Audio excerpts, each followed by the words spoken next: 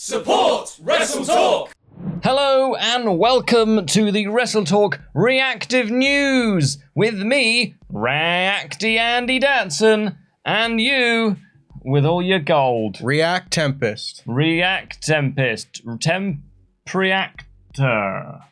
Sure, I hold all the gold because I'm Quizmania champion and you jam that champion. Wow. Quizmania champion. Can I hold it? No. Better not. Well, do you know what I also can't hold?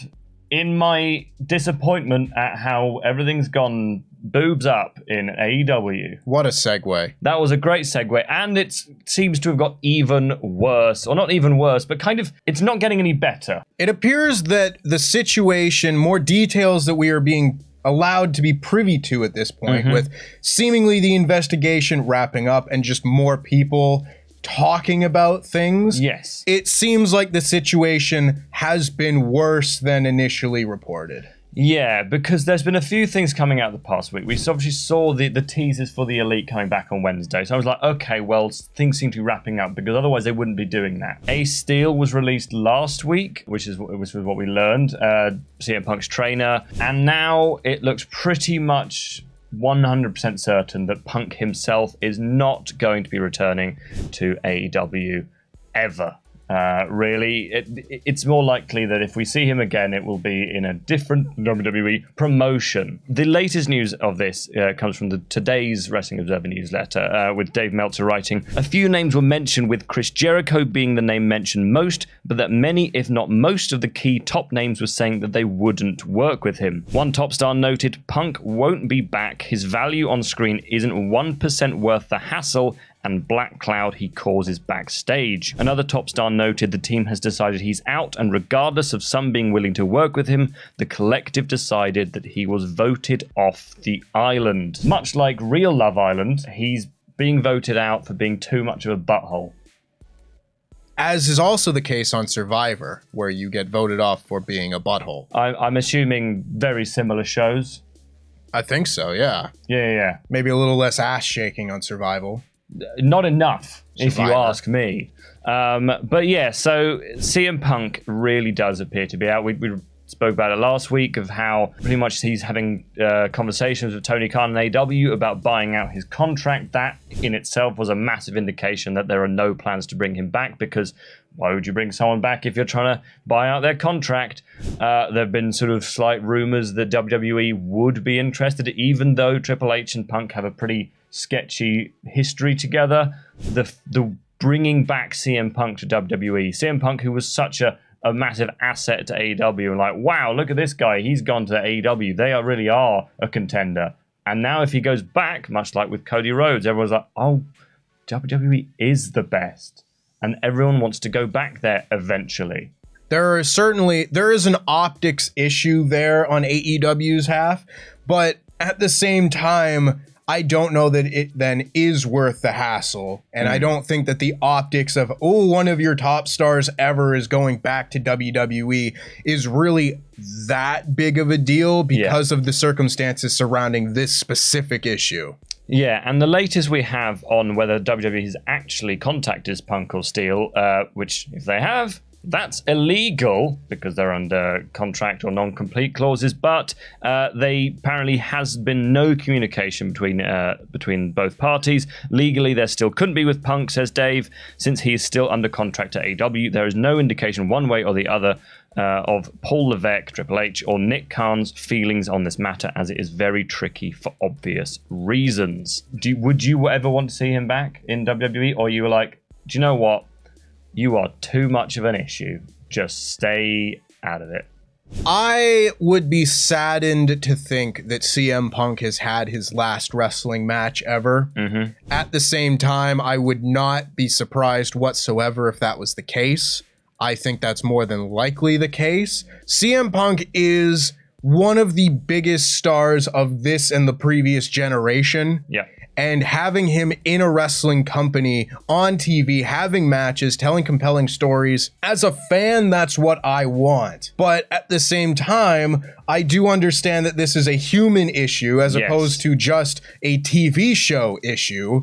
And it then is much more complicated because of that. You know, of course, over the last month or so, there have been lots of feelings, lots of up and downs from fans and people in media and wrestling and everything about, oh yeah, well, I'd really like to see him back. There's a lot of stuff being left on the table here in AEW, money-wise, match-wise. We never got to see him wrestle Kenny Omega. We never got to see him wrestle Bryan Danielson again. We never got to see XYZ. So many different things for CM Punk that we will never get a chance to see if he doesn't come back. And maybe that was just some optimism and time changing things over the last month, but this is really kind of a wake-up call that no, the people actually involved in AEW don't want this to happen. Yeah. And as a result, it probably will never happen. And they don't, the indication is they just don't want to work with him anymore. And that's a really difficult hurdle to overcome, because you can bring him back, but if everyone's going, no, I'm not going to have matches with him, then the only matches he's going to have are with like QT Marshall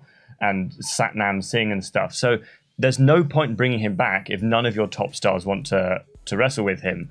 And presumably that's the Elite. That's names like Chris Jericho, who have been kind of instrumental in this whole sort of trying to calm things down. The locker room leader aspect of this, with Chris Jericho and Jon Moxley and Bryan Danielson being the names that come out as the people leading that locker room meeting, it's telling. Exactly, but at the same time, I completely understand this very sort of, I don't want to call the fans one-dimensional at all, but they're fans. But they're fans, and they want to see him back because they are a fan of CM Punk. And all the comments are not all the comments, but a lot of comments are like, I don't care what he's done. He is my favorite wrestler, and he has my favorite matches, and I want to see him back in a wrestling ring. And you completely understand that.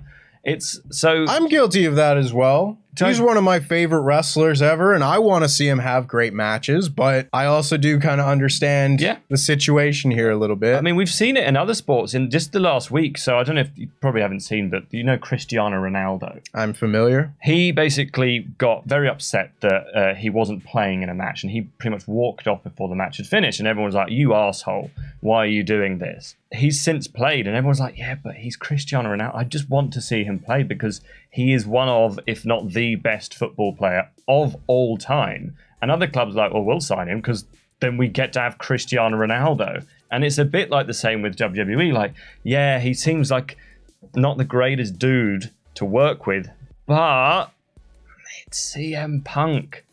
And just bringing him back to WWE seems like so much sense for Triple H and stuff, and bringing him back to AEW, it's like, yeah, you might not like the guy, but clearly he does something for your product. So it's really tricky. It's a very tricky issue, and a lot of the time in the last month, people have said that we would only see him back in AEW if he apologized and was welcomed back into the locker room. It doesn't feel like that's going to happen. Doesn't seem like that's going to happen now. That was sort of the thing that I know a lot of people were holding out hope for. And that was something that, again, he's out with an injury. We wouldn't see him back for a very long time anyway. But if he was able to calm down maybe a little bit, if cooler heads prevail and you wait 6 months and then he comes back and says, I'm sorry for my behavior, blah, blah, blah, blah, blah, and then they welcome him back, that would seem like the only scenario in which a return would be possible. But at this moment with these reports, it does not seem likely whatsoever. It seems like neither side can agree on what happened because for whatever reason, maybe someone doesn't want people to know what happened. Whatever, we got all this dog stuff coming out with the door hitting the dog, and then others coming out saying that's absolutely not true. None of that happened. Conflicting reports. Lots of conflicting reports, and no one seems to be able to just agree like adults, like, look, I made a mistake. This is what happened. Okay, cool. Yeah, we made a mistake too. This is what happened. That would be great. That very rarely happens in situations like this, but we have got a bit more information about exactly what happened.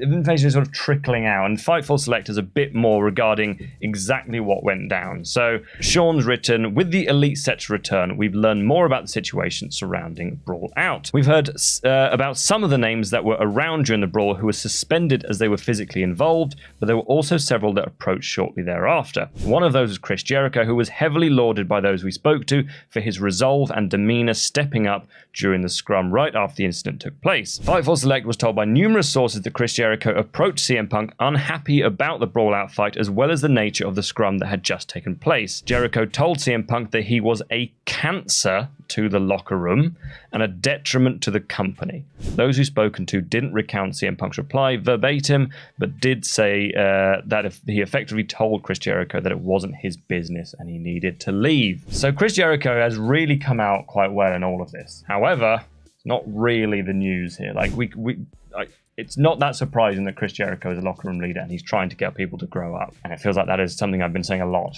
I wish people would just grow up and be a bit less childish about everything. At least in the moment, it feels like Chris Jericho is basically saying, you need to leave. And CM Punk's saying, no, you need to leave.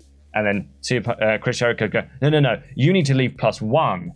And then it's kind of going on like that. It's not very mature.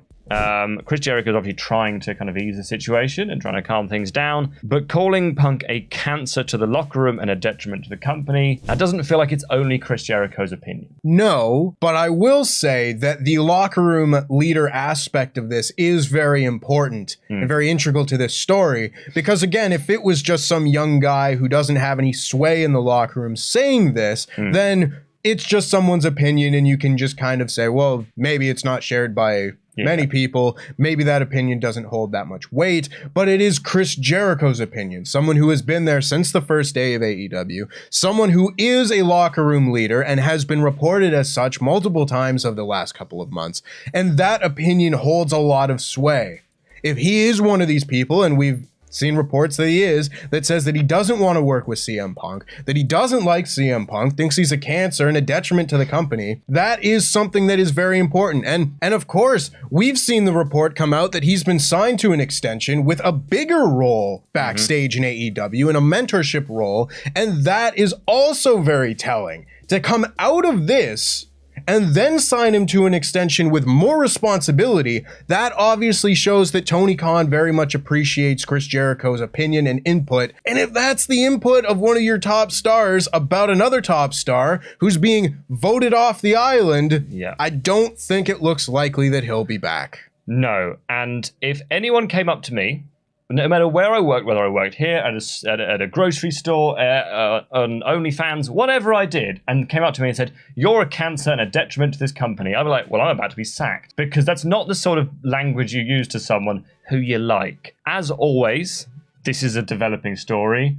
It's going to develop for probably a while longer because news kind of trickles out every few days. But it does feel like we're kind of getting a bit closer to the end at this point. And what we're also getting close to the end of is this episode of the Reactive News. What a segue. Please subscribe to the channel, subscribe to Parts of Unknown, to No Rolls Barred. Head over to patreon.com/WrestleTalk for more extra content. And stay on top of all the news at WrestleTalk.com. We are constantly updating everything there. So I have been Reacty Andy Datson. You've been React Tempest. And that was Reactive News.